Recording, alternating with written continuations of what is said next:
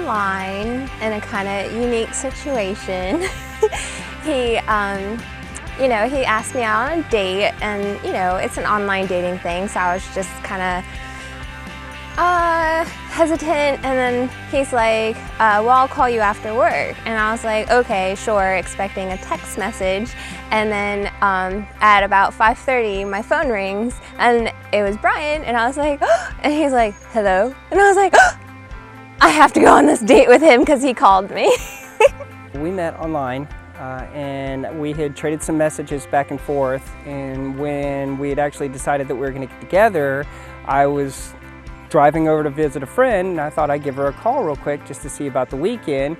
And she picked up the phone, and she was all questionable, and she said, hello? And I said, hey, I just wanted to touch base with you and see about this weekend, which I think clicked in her mind, because that way, I'm not just trading text messages back and forth, I actually phone called her. So we were talking about the weekend, and it was just going to be a quick hiking trip that morning. We were going to meet, get together, and then go on our separate ways.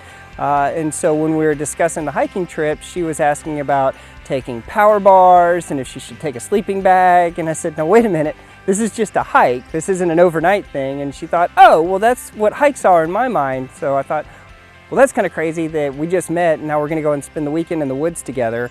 But it did actually turn into a pretty good weekend. As I said, we went out that day and had a really great time, and then met again the next day, and then consecutively the weekends after that, and hit it off ever since.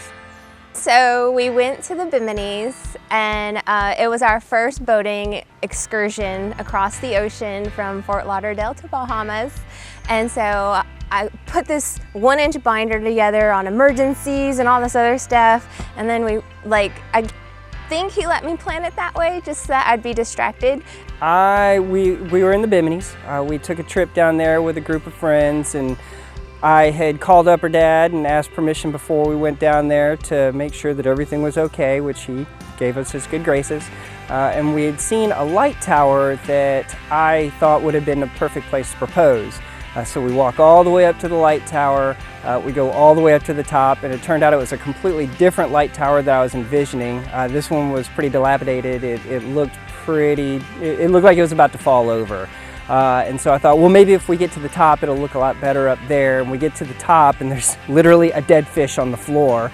So I thought, well, this is probably not a good place to propose. So we get to Fort Lauderdale, and we go down there, and we boated around Monday and Tuesday, and then Wednesday, Brian had his heart set on going to the lighthouse, and we couldn't find a way to get up there. Like, we hiked one way, and there was no path, and so we hiked the other way, and there was no path, and so eventually we just took the boat around and just tied it up to a random broken down dock area and climbed up the rocks, and then we were walking, and the whole time I was like, I'm hungry.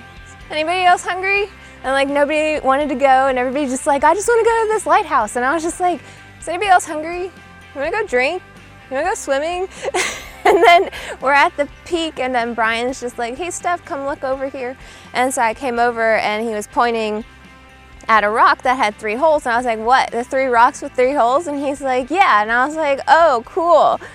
So we came back down and then found another area that was right on the end of this small little island. And I had our other 2 friends set up so that they were recording while I was getting ready to make the proposal. Steph completely unaware of what was going on, just kind of looking off into the distance. And as I got the ring out, we were wearing, because we were in the islands, I was wearing a bathing suit. My ring got tied to the engagement ring got tied to the knot. So I was trying to get it undone, but she was sitting on my hip like a Siamese twin. So every time I would turn around, she was right there. So I had to get my buddy Jeff to distract her so that I could get it undone. And I was finally able to go over, and I said, Steph, what's this over here? And she came up behind me, and I said, what's this down on the ground? And then came up, and then I gave her the ring and proposed. And in true Steph fashion, she said yes, but then gave me the wrong hand to put the ring on. So that was it. We said, I said, will you marry me? And she said she will. And then we went back and had a great week. And then I looked up, and then I looked back down, and he was on one knee, and he's like, will you marry me? And I was like, oh, yes! I love that she is always positive. She is always smiling. She is a little reluctant when you first meet her, but once she opens up, it's nothing but charm and it's nothing but positivity. She always has that can-do attitude. The top 3 things I love about Brian is that he embraces my awkwardness. Because I have sweaty palms and he'll hold my hands and not like flinch away.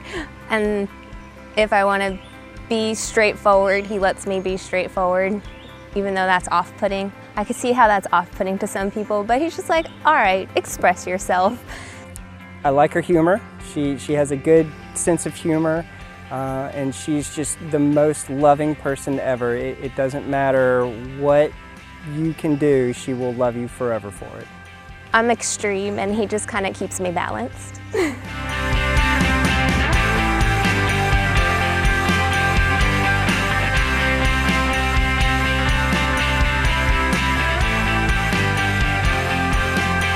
I'm gonna say the air conditioning. Air conditioning is always a fight starter. The house could be on fire and she's still got 2 blankets on. It's cold. And then I will keep the house as cold as possible because I get hot. And then, yeah, middle of summer will be a wool onesie that she's wearing all night. Anything else? I don't know, I guess hand washing dishes. I stack the cutting boards together. Stack the cutting boards? Brian hates that because he thinks it's unhygienic. He's like, it's gonna be moldy. And then the dishwasher itself. How to put the dishes in the dishwasher. I lay it flat so that the water can hit it. All the plates, all the bowls. It's all about surface real estate. I'm looking forward to being #smiles. Changing your last name? Yes. So if she changes her last name, it'll now be Stephanie Miles or Smiles. Yes, Mrs. Smiles.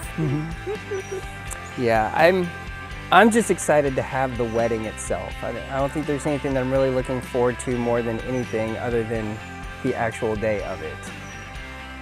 The family and the love and the celebration. The celebration. Aw. Not in Georgia. On top of a mountain. On top of a mountain. In South America. Yeah, the 5-year plan is that we're going to live somewhere where it actually snows in the winter. Unless we decide to move to Florida. So it's really a coin toss. We're going to have land, and then we're going to have a pity rescue so I can have all my puppies. And then we're going to have horses and chickens and goats, and then we're going to have a winery. And then my friend's gonna live across the way, and the winery's gonna be in the middle, so we'll have a winery restaurant, and then our neighbors will help us with the farm. That's in 5 years. Yeah. My idea in 5 years will be to not have neighbors where we have to close the curtains every time we walk by the windows. Aw. Aww. Can't wait for the wedding day. 10/10/2020. #BeSmiles. Be there.